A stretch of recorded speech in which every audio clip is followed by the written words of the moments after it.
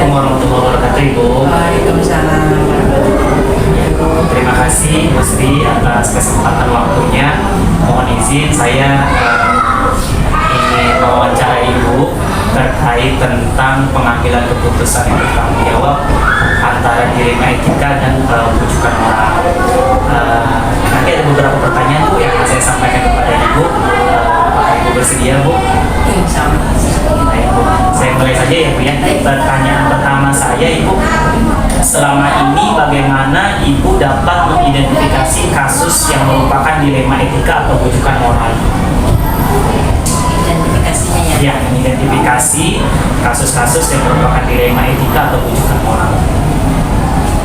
Baik Pak, memang selama Ibu bertugas di sekolah ini memang banyak kasus-kasus atau dilema etika yang Ibu hadapi. Namun tentunya pada kesempatan ini saya tidak kapal untuk menentukan apakah itu kasus moral atau dilema etika tadi ya. Tentunya pertama saya terima dahulu atau info-info yang terkait dengan kasus-kasus tersebut. Saya pahami dahulu, tidak serta-merta hari itu saya ambil namun saya pahami dahulu. Saya sapin dahulu, memang ini jeleknya agak lama tapi tetap saya harus waspada karena semuanya itu kalau menggabah prinsip saya belum tentu benarnya, sehingga saya sapin dahulu, saya kaji dan saya cari dokumen-dokumen atau mungkin yang membuat saya bisa memilih mana atau mengambil suatu kebijakan. Jadi harus ada argumen yang bisa yang menguatkan saya dalam mengambil keputusan tadi. Juga untuk dilema etika tentunya ya kadang-kadang memang sesuatu yang perlu benar-benar kajian yang sangat teliti lah, hati-hati, penuh hati-hati.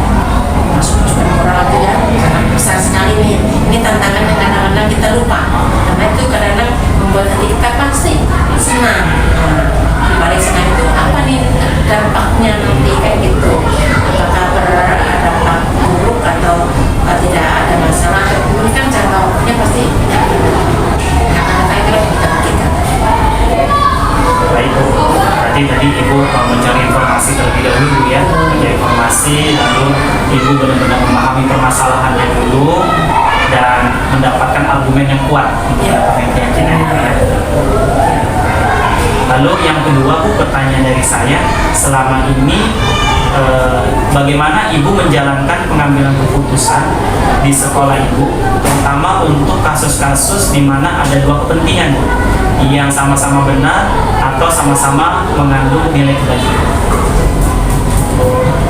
Untuk pengambilan keputusan memang pasti sering sharing dengan teman, dimana teman yang bisa untuk memberikan masukan atau saran-saran karena ini nanti berdampak atau tidak. Keduanya tentunya juga itu yang sering memberikan masukan memang suami, Keluarga ya, Bu ya. Suami, karena menurut saya suami itu kan kalau ada apa-apa kan pasti saya nanti ada masih dampaknya kan keluarga juga, jadi itu tetap menjadikan pertimbangan.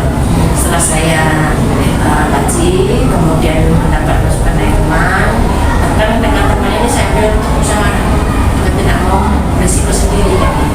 Apalagi dalam hal ini kasusnya lembaga perorangan pun, misalnya kasus perorangan itu tetap saya juga minta pendapat dari teman tentang kebenaran atau kebaikan dari masalah ini, perusahaan ini kita ini nanti kira-kira berdampak atau tidak. Itu kadang memang tantangannya yang saya alami itu terkejar oleh waktu, harus segera diambil. Nah, itulah jeleknya kalau segera diambil. Kadang saya suka langsung ambil, ini saya nggak pernah bismillahirrahmanirrahim. Saya juga minta punya Allah dalam satu sholat ya. Nah, ini saya kalau ini saya ambil sudah mudah-mudahan ini adalah yang terbaik. Namun jika suatu hari ada risikonya, saya pasang badan. Saya itu tanggung jawab dengan apa yang saya ambil dalam waktu yang harus segera saya ambil. Lalu pertanyaan saya yang ketiga, Bu, langkah-langkah atau prosedur apa yang biasa Ibu lakukan selama ini dalam mengambil sebuah keputusan? Misalnya tentunya yang masih termasuk tadi ya, dua positif ya. Iya. Pertama ya tentu kembali lagi pasti minta pendapat teman. Musyawarah dan itu. Lalu yang namanya enak itu takutnya saya kalau lupa terserah sendiri begitu ada apa-apa kan resikonya biar saya takutnya itu nggak akan kita. Tentunya yang kedua ya mengaji ulang kalau ini nanti ini manfaatnya ini atau mungkin dampaknya begini kan pasti itu pasti ada manfaat dan dampaknya. Namun yang kedua manakah antara manfaat dan dampak ini yang lebih positif atau lebih besar? Jadi ada skala timbangannya. Dan lagi ya pasti nanti ada risiko ya harus punya besar tanggung. Sebagai seorang pemimpin memang berani mengambil keputusan harus dimiliki oleh seorang pemimpin. Jadi ya tentunya ya jangan dilakukan ya kondisi darurat crowded harus segera ambil keputusan harus berani risiko apapun tanggung jawabnya kalau kita mau dalam keadaan yang darurat pasti itu tidak bisa berani. Baik. Jadi cara dalam langkah-langkah yang gue lakukan prosedur ya sama itu musyawarah dulu dengan teman sejawat ya Bu ya, lalu mengkaji ulang dampak positif dan negatif dari apa yang terjadi ya Bu. Keberanian yang pertama. Keberanian ya Bu ya. Berani. Dan menentukan skala prioritas ya Bu. Betul. Makanya kalau berani dulu. Kadang-kadang kan belum tentu teman itu sejalan dengan kita juga. Ya. Nah ini kita harus berani. Kalau seandainya saya nggak ikutin teman, kan namanya masukan kan bisa diambil bisa enggak. Tapi keberanian ini saya kalau ngambil ini nanti risikonya ini. Harus aku. Sekarang pertanyaan saya yang keempat Ibu, hal-hal apa saja Bu yang selama ini Ibu anggap efektif dalam pengambilan keputusan pada kasus-kasus dilema etika? Jadi apa yang Ibu anggap efektif dalam pengambilan keputusan pada kasus-kasus dilema etika? Ini memang berarti Bu ya, berarti Bu. Iya Bu. Ada yang kurang baik sebenarnya dari diri sendiri. Iya. Kadang-kadang ibu saking ini pernah mengambil keputusan itu dengan atas dasar keinginan sendiri. Ada. Ini pernah ya pernah. Tapi yang tadi kan ibadahnya sering bermusyawarah. Tapi kadang-kadang memang ada yang selalu seolah-olah itu meminta saya segera menentukan. Itu pernah saya alami mengambil keputusan secara sendiri. Setelah saya ambil keputusan baru saya kepada teman dan risikonya seperti ini harus segera diambil.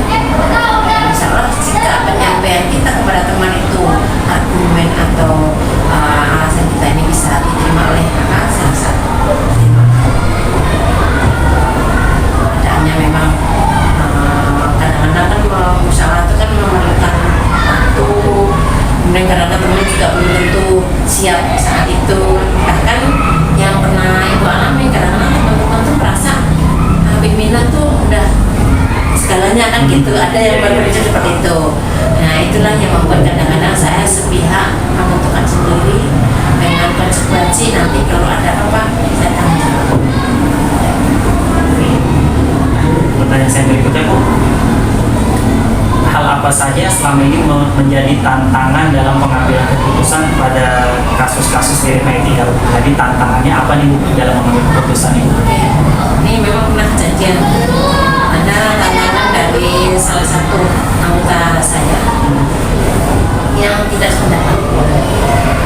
Nah, itu pun sudah kami berikan arahan, saya berikan argumen. Tidak sependapatnya karena seolah-olah beralasan dia individu. Nah, ini tetap saya tidak bisa terima. Sekeras apapun, sekencang apapun orang ini membuat argumennya, bahkan dia sepertinya mau mengambil keputusan menolak kalau saya mengambil keputusan ini karena ini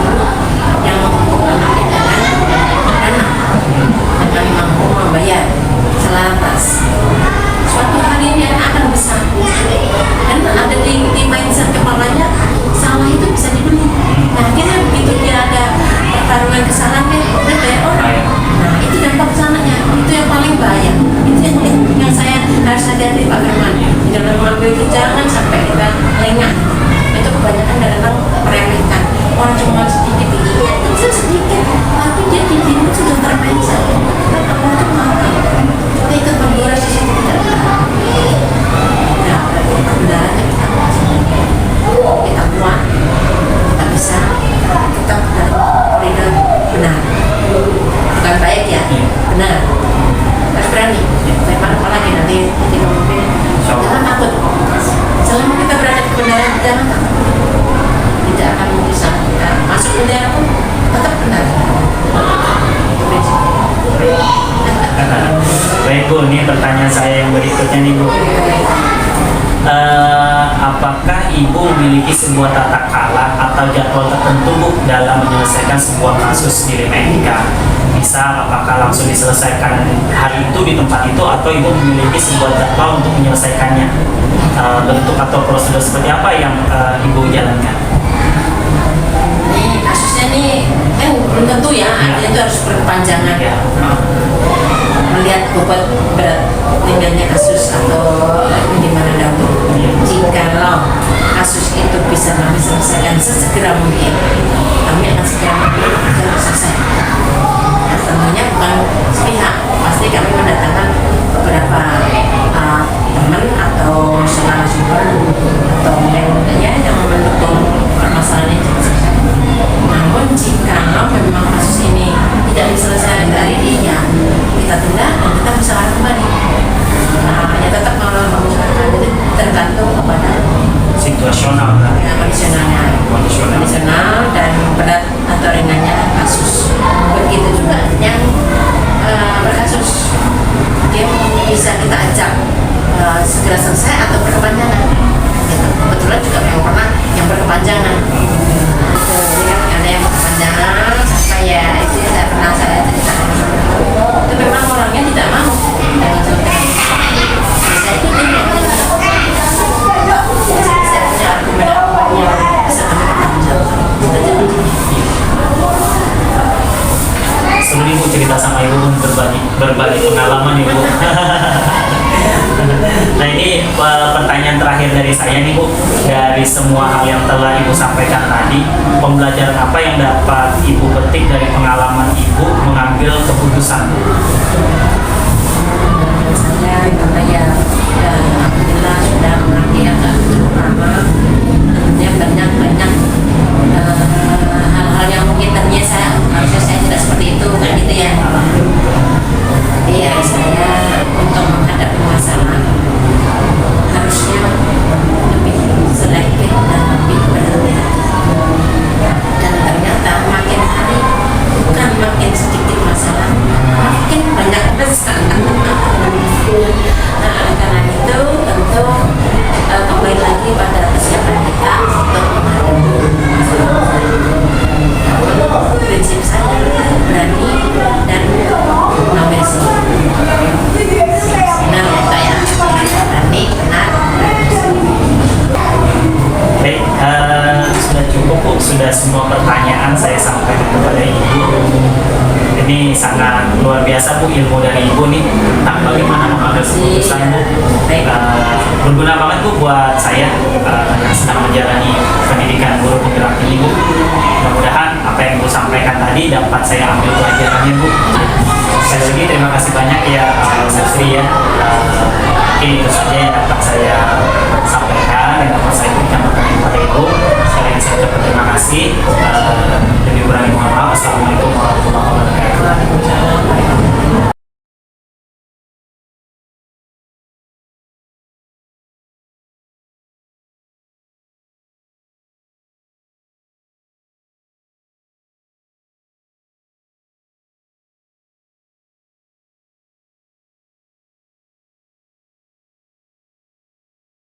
Assalamualaikum warahmatullahi wabarakatuh, Bu Lestri. Waalaikumsalam Pak. Ya, perkenalkan Ibu, saya Firman Syah, saya CGP Angkatan 9, saya berasal dari SD Grogol Utara 01, yang kebetulan bertetangga dengan sekolah Ibu ya Bu. Iya Pak, dekat. Iya, dekat sekali ya Bu. Nah, izin Ibu, saya ingin mewawancarai Ibu terkait pengambilan keputusan yang bertanggung jawab tentang dilema etika yang akan saya berikan pertanyaan ke Ibu. Apakah Ibu bersedia Bu? Siapa? Oke, Silakan baik. Pak. Pertanyaan pertama yang ingin saya sampaikan, Bu, selama ini bagaimana Ibu dapat mengidentifikasi kasus-kasus yang merupakan dilema etika atau bujukan moral? Jadi ini Pak Firman ya. Jadi saya itu melihat dari sudut pandang moral dan hukum. Jadi apabila kasus tersebut melawan hukum, maka sudah tentu benar atau salah. Namun jika masih dikatakan benar, lawan benar, masalah tersebut adalah dilema etika. Oke, baik. Oke, Bu. Pertanyaan kedua saya, Bu, selama ini bagaimana Ibu menjalankan pengambilan keputusan di sekolah Ibu, terutama untuk kasus-kasus di mana ada dua kepentingan, Bu, yang sama-sama benar atau sama-sama mengandung nilai kebajikan, Bu? Ya. Jadi selama ini yang selalu saya ambil itu mengidentifikasi kasus dari berbagai sudut pandang, kemudian menimbang secara matang mana yang paling benar dan keputusan tersebut menguntungkan banyak orang dan tidak ada yang dirugikan. Oke, baik. Jadi Ibu melihat sudut pandangnya dulu ya, Bu, ya. Jangan sampai keputusan ini memberatkan atau merugikan salah satu pihak. Dari orang tua mungkin sibuk, terus anaknya akhirnya terlambat ngantar sekolah dari sebab itu, jadi kan nggak bisa salahkan salah satu. Iya. Mungkin salahnya dari orang tua juga. Gitu Pak. Baik, Bu. Berikutnya, Bu, yang pertanyaan saya berikutnya, bagaimana langkah-langkah atau prosedur seperti apa yang biasa Ibu lakukan selama ini dalam mengatasi sebuah kasus atau permasalahan, Bu? Jadi langkah-langkah yang saya ambil antara lain menentukan apa penyebab permasalahan itu, kemudian siapa yang terlibat, menanyakan kepada orang-orang terdekat, mungkin keluarganya atau tante, kakak, neneknya, dan kami juga di sekolah berdiskusi dengan guru-guru atau warga di sekolah. Ya, kemudian ada juga membuat beberapa solusi keputusan, menimbang dari berbagai sudut sebelum memutuskan atau mengambil keputusan. Artinya ada diskusi dulu ya, Bu, ya? Iya Pak, iya benar. Diskusi dulu ya. Iya. Lalu berikutnya, Bu, hal-hal apa saja yang selama ini Ibu anggap efektif dalam pengambilan keputusan pada kasus-kasus dilema etika? Saya selalu menganalisis kasus tersebut, kemudian baru mencari solusinya sesuai dengan peraturan dan norma yang berlaku, dan selalu mengedepankan kepentingan umum. Solusi tersebut harus bermanfaat bagi banyak orang, baik secara jangka pendek ataupun jangka panjang. Gitu. Nah, lalu hal apa saja yang selama ini merupakan tantangan dalam pengambilan keputusan pada kasus-kasus dilema etika itu? Selama ini tantangan dalam mengambil keputusan kasus dilema etika itu yaitu mencari keputusan yang terbaik, karena keduanya merupakan masalah yang sama-sama benar. Dalam hal keputusan harus menguntungkan kedua belah pihak yang tidak merugikan satu sama lain. Apakah Ibu memiliki sebuah tata cara atau jadwal tertentu, Bu, dalam sebuah penyelesaian kasus dilema etika, Bu? Apakah Ibu langsung menyelesaikan di tempat atau memiliki sebuah jadwal untuk menyelesaikannya, Bu? Bentuk atau prosedur seperti apa yang Ibu jalankan? Saya bersama wakil keseluruhan, wakil kurikulum dan guru-guru semua, ya, selalu musyawarah permasalahan itu kita bicarakan bersama untuk meningkatkan keseimbangan si anak, agar siswa atau anak itu dan orang tua akan bekerja sama melaksanakan kedisiplinan yang sesuai dengan peraturan di sekolah SDN Utara 09. Jadi di sini tetap Ibu musyawarah itu diutamakan, Ibu, ya, Iya, dengan guru-guru, wakil dan orang tua murid juga, ya, Bu. Iya. Baik. Ini Bu, adakah seseorang atau faktor-faktor yang selama ini mempermudah atau membantu Ibu dalam pengambilan keputusan dalam kasus-kasus dilema etika? Iya, ada Pak. Jadi saya selalu mengajak guru-guru untuk menangani masalah ini. Jadi guru-guru itu nanti kita diskusi dengan siswa dan orang tua untuk menangani masalah supaya ada titik temunya.